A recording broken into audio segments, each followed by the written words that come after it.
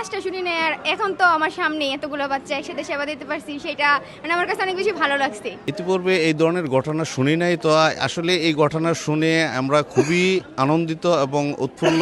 গতকালকে রাত্রে যখন 12টার দিকে আসেন তখন আমরা এখানে উপস্থিত ছিলাম, তাদেরকে আমরা রিসিভ করে তাদেরকে যথেষ্ট পরিমাণে যতটুকু সেবা দেওয়ার প্রয়োজন ছিল এতটুকু সেবা আমরা দিয়েছি। দুই একটা বাচ্চা একটু সমস্যা ছিল, তাদেরকে রাত্রেই আমাদের ডাক্তার দিয়ে সেবা দেওয়ার পরে আলহামদুলিল্লাহ তারা আজকে পর্যন্ত সুস্থ প্রত্যেকেই। 5টা বাচ্চাই খাবারের একটু সমস্যা ছিল, তারা ঠিক মতো খাচ্ছিল না, খাবার নলগুলো তাদের ছিল না, এনজি ফিডিংটা যে দিচ্ছিল তো ওইখানে ছিল না, তো ওই কারণে তাদের এখানে অ্যাডমিশন হওয়া। তো আমাদের এখানে আসার পরে এনজি ফিডিং তাদের স্টার্ট করছে, তো বাচ্চাগুলো খাওয়া ভালো আছে। এটা চিকিৎসা বিজ্ঞানে একদমই যে বিরল সেটা না, তবে অবশ্যই rare. Hire Google TV. Smart living powered by Homey AI.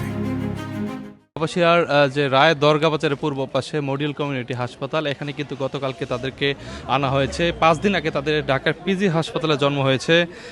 মূলত মাসুমা নামে এক মা এই 5 সন্তান জন্ম দিয়েছে। মাসুমা আর এই বাচ্চাদের বাবা হচ্ছে কাজল মিয়া, দীঘাবুটো কাপাসিয়াতে মূলত তাদের বাড়ি।